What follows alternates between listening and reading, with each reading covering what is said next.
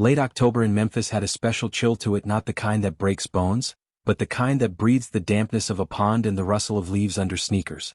In Overton Park, the day was slipping toward sunset. The sky, torn by streaks of clouds, cast a metallic light, and the air smelled of wet bark and an old fountain. On a bench by the path sat a man who was barely noticed. Children were running around, passers-by in headphones were doing laps along the path, dogs with collars were pulling leashes. It was business as usual, an ordinary life that didn't care about other people's stories. Richard Donovan rested his hands on his knees. His fingers trembled, and his chest began to burn as if glass had been poured inside his lungs. He tried to inhale through his nose, but the air felt like it was being torn in half. His heart beat irregularly, speeding up and slowing down. On his ring finger glittered a ring, a thick silver rim with sea-colored enamel and engraved lettering. If anyone had looked closely, they would have recognized it as the symbol of the Anchor Charitable Foundation, which Donovan had personally created. But no one looked closely. Nobody recognized it. He'd come to Memphis for one day, just one meeting, one signing, one phone call. But the morning had gone wrong. Breakfast, skipped, inhaler, forgotten in the hotel room where he'd left his suitcase in a hurry. He was used to controlling situations, to being first, to entering the hall so that silence would come of its own accord. But now even his own body refused to obey. He slowly slid down onto the bench. A haze covered his eyes. He didn't know how much time had passed, but the world around him kept moving as if his absence meant nothing. A soccer ball rolled down the path and stopped at the roots of a sycamore tree. A boy ran after it, a scruffy-looking boy in a worn sweatshirt with faded letters. It was Eli. He was 11, and the park was his territory of freedom between school and evening dinners of canned rice. His mom, Marlene, worked at the laundromat around the corner as usual at this time. Sometimes he'd come here alone, just a ball, a bottle of water, and the occasional sunset. He was on his way back when he noticed the man on the bench. A glimpse at first, then a closer look. Hands balled into fists, back arched, face as ash-colored as the marble of a statue.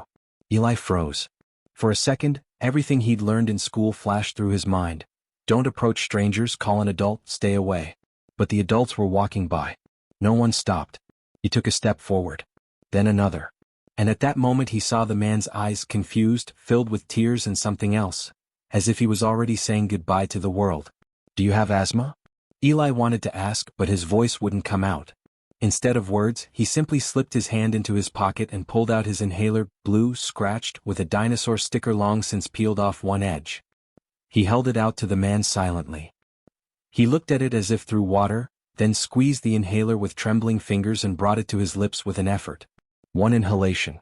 Pause. A second inhale. The world didn't immediately return. It was as if it had shrunk into a tight point and slowly unraveled. Donovan closed his eyes, leaned back on the bench and took a real, deep breath for the first time in minutes. In a weak voice, he exhaled something incomprehensible. It wasn't until a couple seconds later that a legible, "thank you," came out. He looked at the boy as if he were a mirage. There was no surprise in his eyes. There was simple silence and weariness. And also a restrained gratitude, like a man accustomed to giving but not receiving. Eli nodded silently, squared his shoulders, and was about to leave when footsteps sounded behind him. Quick, anxious, with the rustle of cloth and sharp breathing, was Marlene. Hands soapy, apron stained with bleach, hair gathered in a careless bun. She'd gotten out early and spotted her son in the distance, standing next to an unfamiliar man. Instinctively she sped up. She glanced at Donovan, then at the inhaler in his hand. Didn't ask any questions, just placed her palm on Eli's shoulder. Donovan was already holding himself more confidently. He was still pale, but his breathing had evened out. He clutched the inhaler to his chest as if it were not just a medical device, but something he had yet to understand. His shoes, expensive and worn, were stained with dust. On the little finger of his right hand, a ring gleamed in the light of the departing sun. None of the passers-by stopped. Just one boy. Just one breath. The next morning the phone rang in their tiny kitchen. It was an old, corded one with a worn receiver and a peeling sticker near the repeat button. Usually it was silent, no reason to call anyone.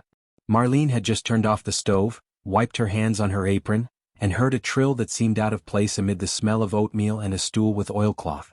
She picked up the phone cautiously, as if expecting someone on the other end who had the wrong number. But the voice was clear, velvety, with a slight hoarseness.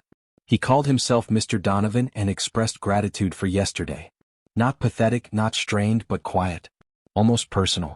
He invited them to come over. Said he'd send a car so they wouldn't have to worry. Marlene stood with the receiver in her hand for a long time after the call ended. She thought it was all a mistake.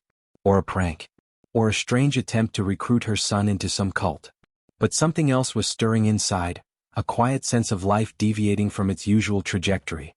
The car had indeed arrived. A black Lincoln with tinted windows and a driver in a gray coat who asked no questions. Eli dressed in his best and in fact only clean pants, shirt and sweater with a loose seam on the sleeve. Marlene took a long look at her reflection in the cracked mirror, adjusting her collar, smoothing the creases in the skirt she hadn't worn since her mother's funeral. They drove outside their neighborhood, leaving the familiar streets of graffiti and pawn shop ads. Memphis outside the windows was changing, first the factories and brick warehouses, then the spacious roads, then the entrances where other lives began. Houses with lawns, children's swings, dogs that didn't hide behind fences but ran free. Finally, an iron gate that opened automatically, letting the car into a long driveway lined with maple trees. The mansion was old but well kept. White facade, columns, tiled roof.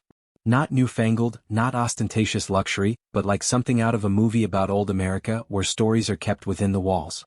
The door opened before they got there. And there he stood. No tie, no suit. In a soft sweater, mug in hand. At first glance, a tired, middle-aged man. But his gaze was attentive, not aloof. He stepped forward, not like a host, but like a man who had invited someone into his house whom he had waited for a long time. The hall was quiet. A spacious space with warm light. On the walls were paintings, darkened by time. Portraits, seascapes, abstract strokes. In the corner stood an antique piano, shabby but rubbed to a shine. On it was a black and white photograph of a boy of about 8 in an old-fashioned shirt. He looked into the camera with the same seriousness that had been in Eli's eyes the day before.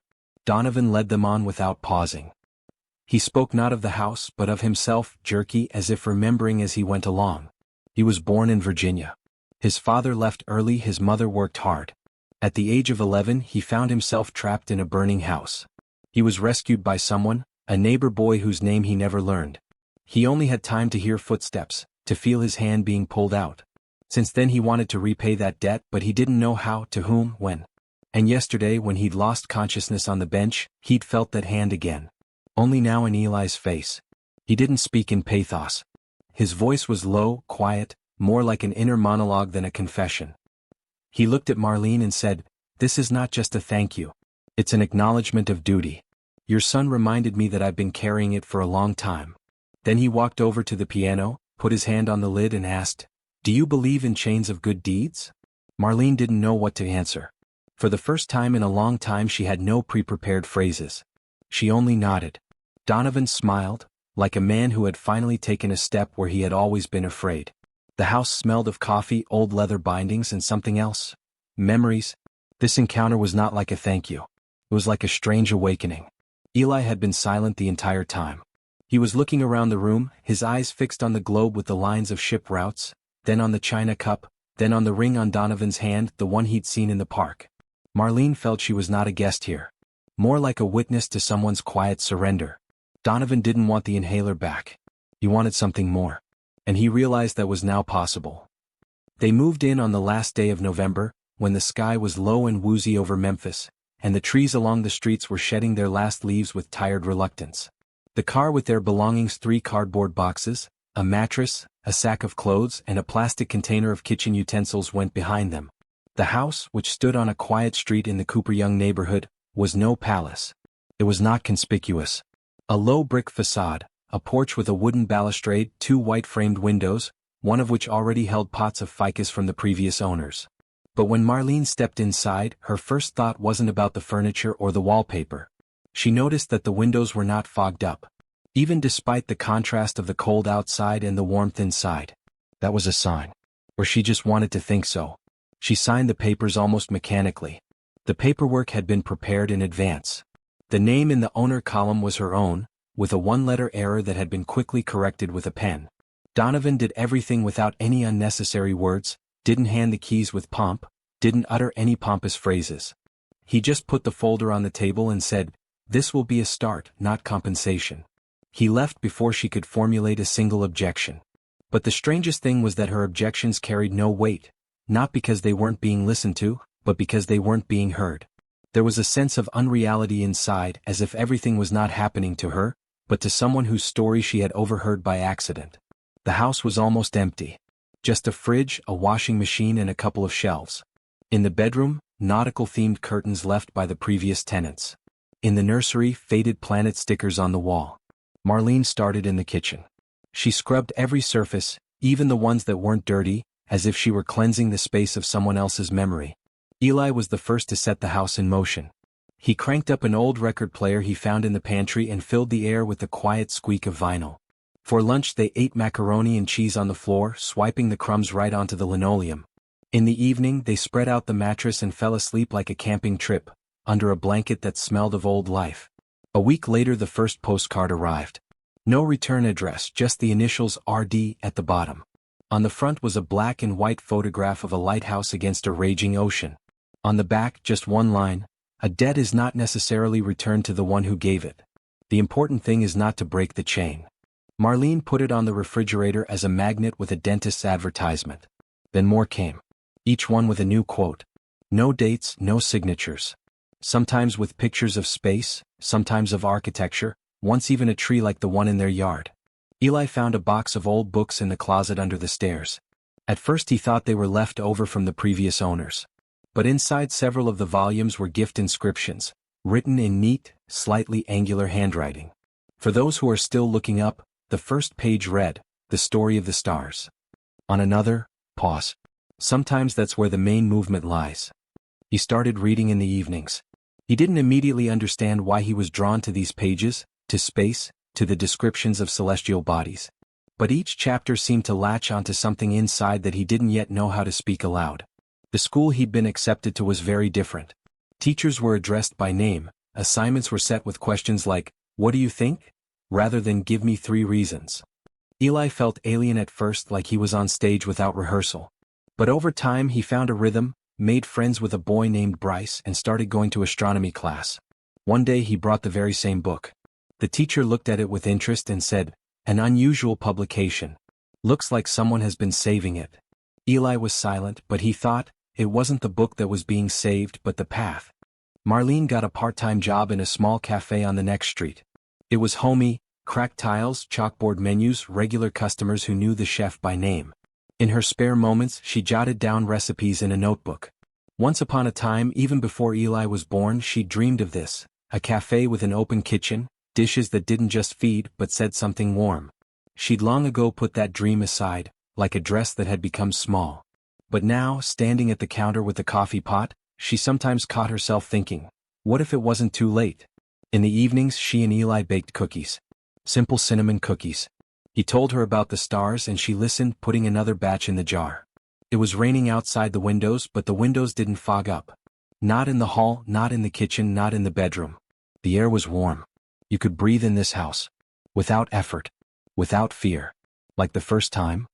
The years passed, like water washing the old paint off a porch but leaving the wood strong. Memphis hadn't changed dramatically, but for Marlene and Eli, it was different, not from maps, but from a gut feeling. The house in Cooper Young, once seemingly alien, had become so familiar that the creak of the floorboards in the hallway in the evenings sounded like a musical accompaniment to life. The postcards from Donovan still came, but less often now, and they conveyed wisdom as well as weariness. The handwriting grew larger and the sentences shorter, as if a shadow of time had fallen between the lines. Eli had grown. He was taller than Marlene, his voice darkened, and his gaze took on a quiet seriousness that had never been there before. He was already a senior in high school, and he carried a notebook of constellation sketches with him, and every evening, weather permitting, he went up on the roof with a telescope. He wasn't just looking, he was looking. Not for answers but for confirmation, that everything that was happening really mattered. He applied to a local teen shelter to run an astronomy class. There were no computers or observatories there, just an old gymnasium cleaned out for classes, a few folding chairs, and an old closet that held textbooks with broken spines. He went there twice a week after school, bringing a telescope, a projector, and a thermos of cocoa. There were children gathered, mostly those who were living temporarily, who didn't know if they would return home next week. Some were silent, others too noisy, as if they wanted to shout out the silence inside them. One evening Eli led the group out to the backyard of the shelter.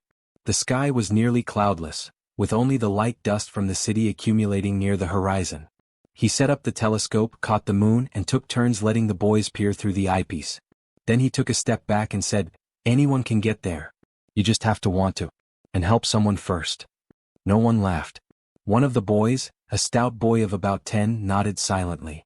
He wore a medallion around his neck, round, silver, with a scratch across it. Eli didn't notice it right away, but when he did, his heart clenched for a moment.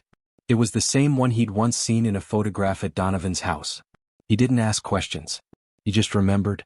Meanwhile, Marlene had realized her dream. The opening of the cafe was not a city-wide event, but it was an important one for their street. A small space on the corner with green shutters, a chalk menu at the entrance, and the smell of cinnamon that wafted the customers outside. Inside, motivational messages hung on the walls, written out in crisp handwriting on wooden plaques.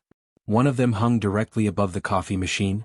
"Goodness requires no witnesses, but it always comes back." Marlene cooked herself, soups, cookies, stews. Sometimes Eli helped, more often the students, whom she paid little but fed heartily. The opening night was crowded. Neighbors came, teachers from Eli's school, even the librarian with whom Marlene had once argued about whether books could be checked out without a card. In the corner was a basket of cards that visitors could take with them. Marlene had arranged them according to the ones she herself had received. Lighthouses, bridges, night skies. Under one of them, with a star spiral, was signed by the giver, R.D. He appeared quietly, unaccompanied, in a gray coat and with the same ring on his hand. His hair had turned almost entirely silver, his gait had slowed, but his eyes still burned with that same recognizable warmth. He said hello without attracting attention, walked over to Marlene, said only a few words, "Sometimes we don't save a life but a soul," and held out an envelope. Inside was a brochure, NASA internship program for high school graduates. Attached to it was a personal recommendation sheet signed by Donovan. He didn't say anything else, just looked at Eli, who was at that moment telling one of the guests about his group at the shelter, and nodded. Before he left, he looked over his shoulder, smiled. It was clear. He had already given a lot, but he had left something else for later. Late in the afternoon, when the cafe was empty, Marlene closed the door, took off her apron, and placed the brochure on the table. There were chairs all around, on which sat those who would one day believe that dreams could be called by name. At this moment, the street lights were already being turned on in the streets. The light lay in spots on the asphalt. And above them, high and almost invisible, the stars were burning. You can't see them during the day, but they're there. Always. Winter came to Memphis without snow, but with a peculiar light, diffuse, cold, so cold that the streets seemed to fade and the windows of the houses reflected not the sky but the weariness of the year. Eli was already at university. The city had grown wider, but the house in Cooper Young was still a point of reference. Marlene ran a cafe that was now known by more than just her neighbors. People didn't come for the food, they came for the experience. A plaque with Donovan's quote still hung in the corner. Almost erased by time but still meaningful. And then came the news. Donovan had died quietly. There were no newspaper headlines or solemn speeches. He was buried in a small cemetery on the east side of town, under oak trees, next to a woman whose name no one knew, perhaps his mother, perhaps someone else. The funeral service was short. A few foundation staff, an old man from the library, 2 teenagers from the shelter. And the envelope that had been given to Eli through the lawyer. It was in a box of personal papers, labeled with the initials E.J. The letter was handwritten. The ink was slightly blurred, the handwriting uneven but recognizable. Donovan wrote like a man who hadn't tried to impress in a long time. He started from afar. He remembered the house in Virginia, the narrow hallway, the burning wiring.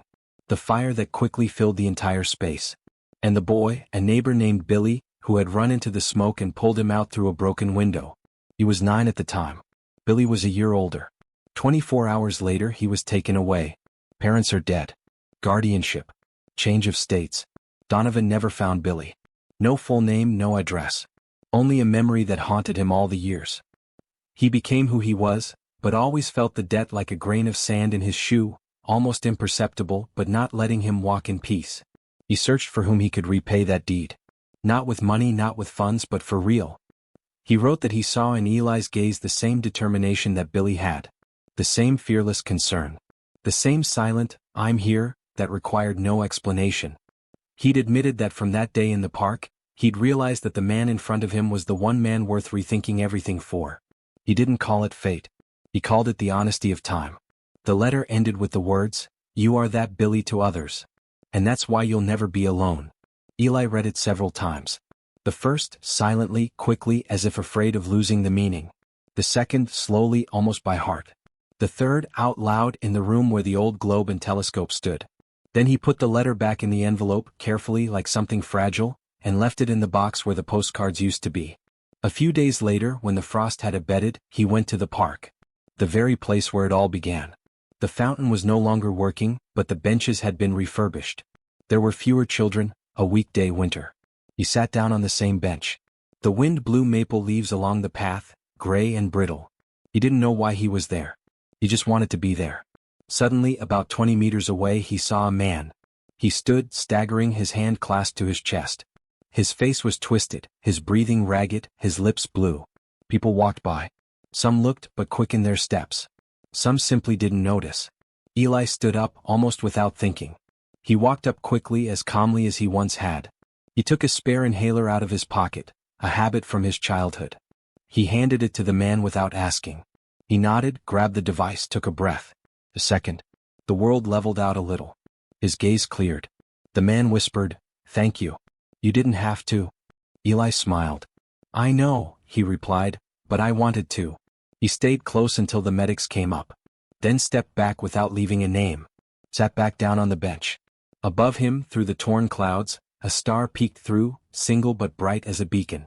It moved slowly, as if making its way through the dense darkness. Eli looked up until the star disappeared. Then he closed his eyes and exhaled quietly. The chain had closed. And began again. Dear viewers, thank you for being with us. Subscribe to the channel, like us, and be sure to write in the comments what you think of this story. Don't forget to click on the bell, so you don't miss new interesting stories. See you soon.